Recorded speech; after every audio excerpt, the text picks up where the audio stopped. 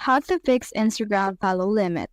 In order to fix that, you should be able to just head over right here to your profile icon.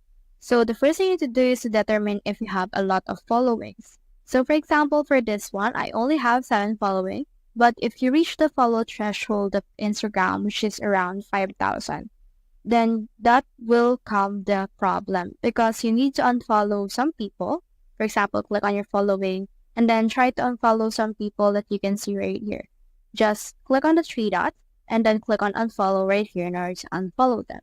So if that's the case, then you can head over and then solve that easily.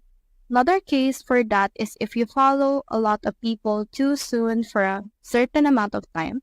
Like for example, if you follow 10 people in 10 seconds, that will actually allow you to actually be limited by Instagram itself. So just slow down and wait for a few hours before following someone again.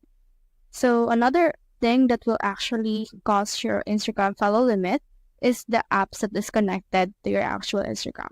Head over here to your three lines, then click on the search right here and let's search in here for apps.